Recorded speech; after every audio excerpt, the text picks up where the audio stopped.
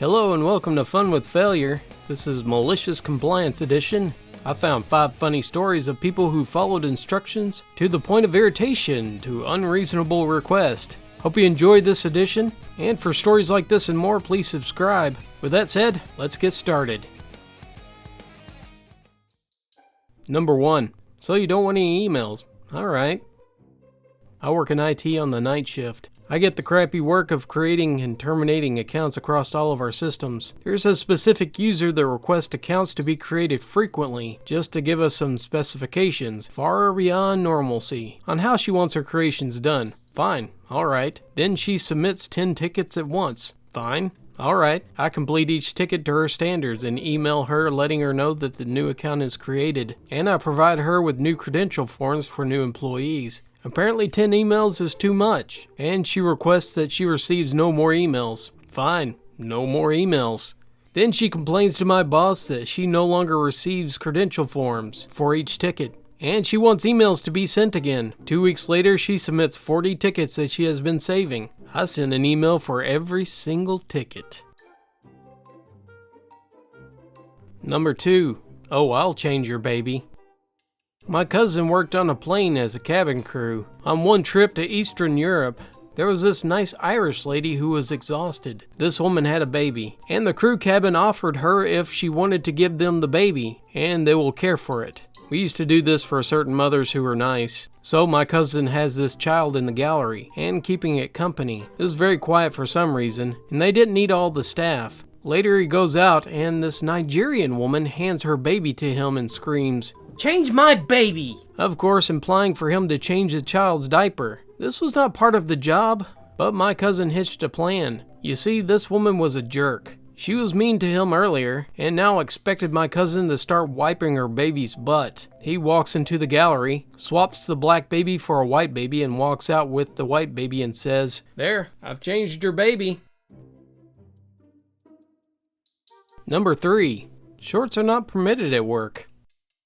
This one is a story from my father-in-law, but still is one of my favorites. My father-in-law works at one of the local chain restaurants, where the only approved bottoms were dress pants, no exceptions. Our summers get fairly hot, but they still don't budge on the rules from management. This past summer, however, we had a really hot streak for nearly 2 weeks. So they put out a memo that employees were allowed to wear skirts. Now, of course, this is only directed to the women, but a male employee approached them and asked if, since the women were allowed to wear skirts, if he could wear shorts. He got a response of, "Absolutely not. That is not part of the dress code," even though this particular employee was consistently working on the patio. So he followed up with, "Well, can I wear a skirt then?" Which got management chuckling and saying, "Sure." Now, I assumed that they expected him to ask strictly as a joke, but apparently they turned as red as a tomato when he showed up for work in a skirt. The management stormed over immediately and asked him what he thought he was doing. "Wearing a skirt, just like you've given me permission to do. It's appropriate length and color as well." They demanded that he changed right away, to which he replied, "Sure, but all I have is a pair of shorts in my car." He got to wear shorts for the rest of the couple of weeks, and he couldn't even get written up for it, as the amended policy never specified women only. Number 4. Okay, I'll do the dishes. I work the closing shift at a Mexican restaurant, and it's usually just me, the cashier, and Alfred the cook. I speak English, and I'm semi-fluent in Spanish, and Alfred only speaks Spanish. It's usually pretty dead. And when I'm taking orders, I'm usually doing any work that needs to be done in the front. But the dishes and the sink, they're all in the back away from the customers. Alfred is supposed to wash the dishes, but he hates it. So often he would say in Spanish, "Dude, wash the dishes." I usually tell him that I can't in case there's a customer. Then he calls me lazy and curses me under his breath. So one day he yells at me to wash the dishes and I say okay. I go to the back and started washing dishes. And within a few minutes I hear a customer comes in, and Alfred yells for me to come to the front. And I say in Spanish, "Don't bother me, I'm washing the dishes." Alfred starts to get a bit of panic in his voice. He said in Spanish, "Man, please." I waited another 30 seconds just to drive the point home, and when it came out, he had his phone out and was frantically trying to use Google Translate. He stopped after that. Number 5. I'm only exercising my options.